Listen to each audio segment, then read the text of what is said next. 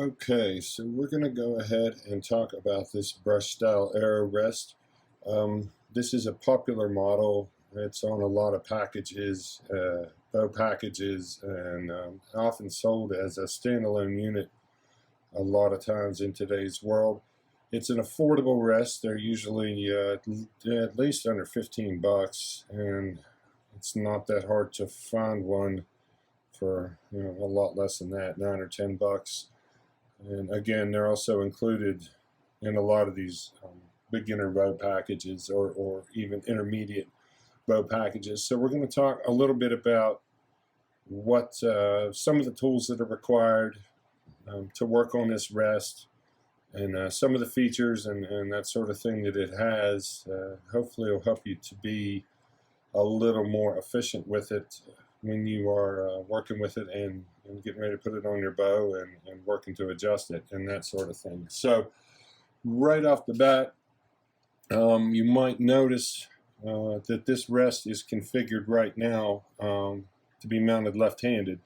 So what we'll do, this can be mounted either left or right-handed. Either way is fine, and it's one of the nice features of this rest is that it's easy to make that change. So let's go ahead and swap this over. Say we want to mount it on a right-handed bow. And just take that loose, and I had already had the screw loosened up, and there you go. So it's now ready for right-handed use. So that's a nice feature about this. And one of the other nicer features about it is that it only requires one wrench to make your adjustments. And there are other rests that are similar, but some, you have to use a number of different wrenches. So it's nice for this one that you only have to use one wrench to make these adjustments. So we'll talk a little bit about the adjustment. This would be, this screw here would be used to set your center shot adjustment, meaning if the bow is mounted to the riser this way, and I'll just discuss this real quick. This is the bolt that you would use. It's more or less a standard thread bolt, and for right-handed use, this would be mounted to the riser in this way. And of course, you want to snug that up. One other wrench you would use for this mounting bolt is this 3/16, and that's a pretty standard size.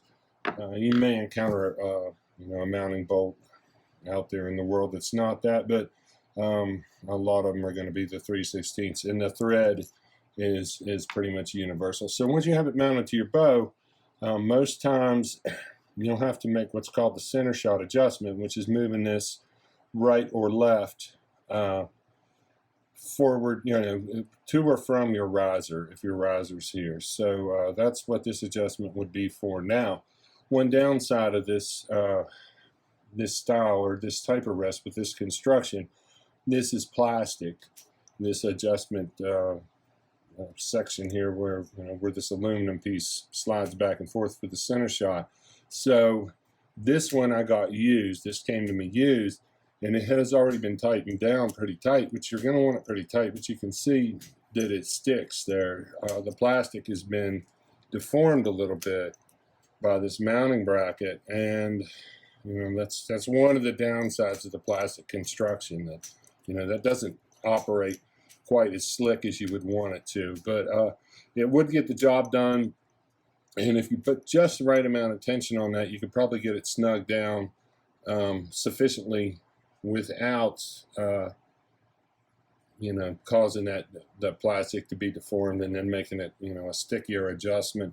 While we're looking at that, you can see it has some marks engraved in there, which is nice. That way you can kind of tell as you're fine-tuning your center shot where you were and that sort of thing. You want to definitely be paying attention to those marks, especially if you have one like this that's sticky.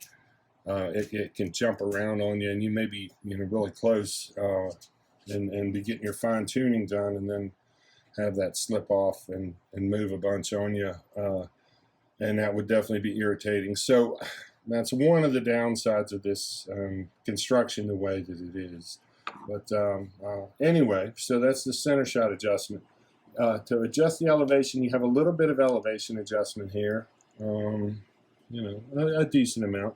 and it too has a scale. It's right in here, and it has a hidden screw that you use to adjust it. It's located in here, and then on the bottom here, you can see in the slot, it has a metal nut.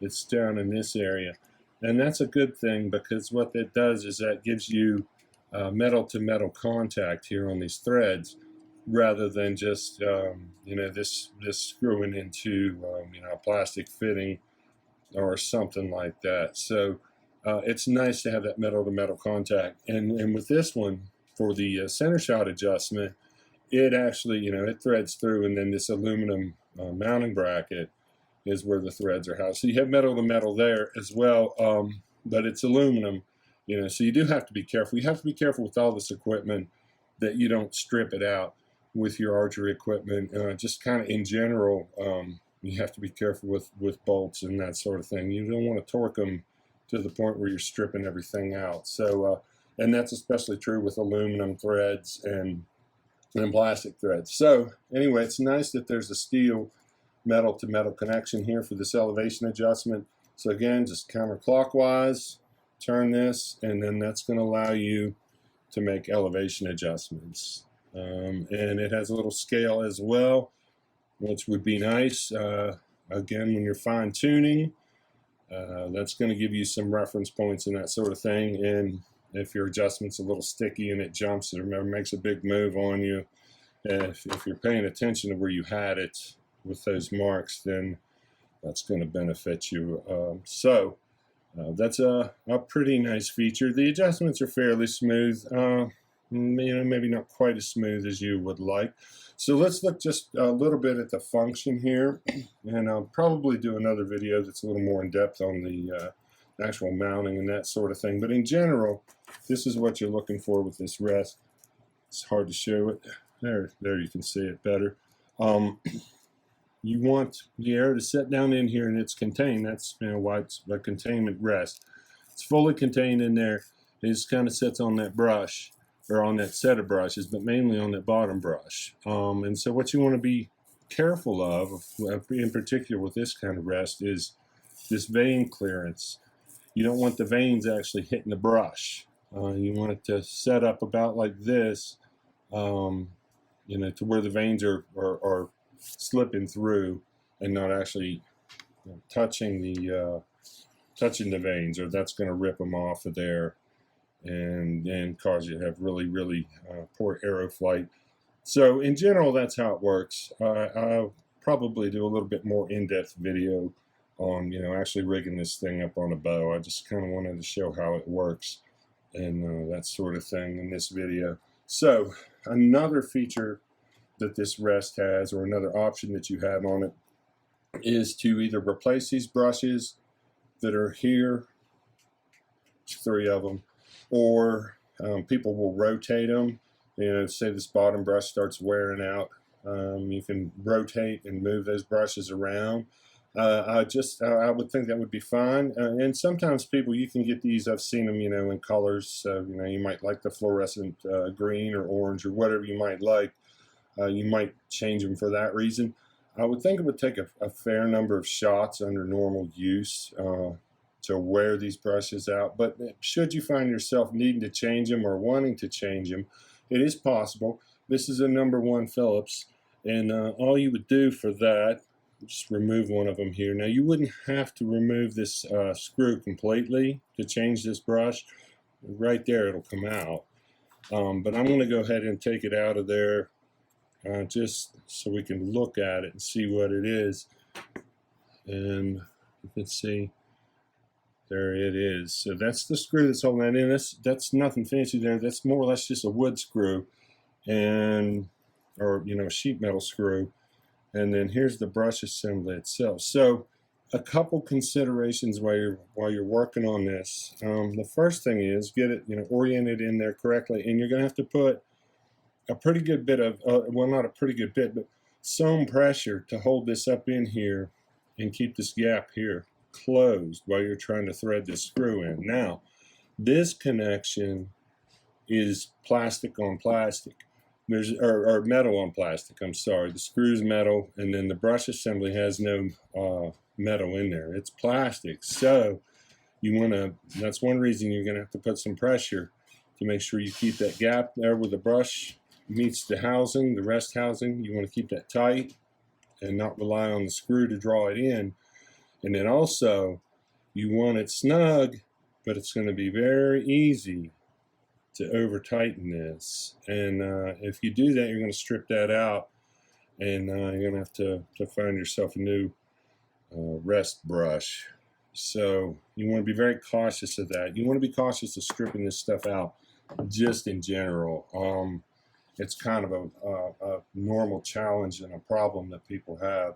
They strip these screws and stuff out on their cams and everything else. So you want them snug, but don't get too wild with them. So anyway, that is the hostage style brush rest. There's plenty of them out in the world. It's a good solid rest. In some ways, maybe not the greatest option, but will definitely get the job done. And as a beginner rest, and even maybe an intermediate rest, or advanced archers might even like it. It just kind of depends on your preferences and what you consider to be important. But we'll definitely get the job done, and that's kind of a more detailed look at some of the adjustments and performance features of it. So if you have any questions, feel free to get in touch with us, let us know, and we'll help you out as best we can. And look forward to some more videos on this and some other products. Thank you.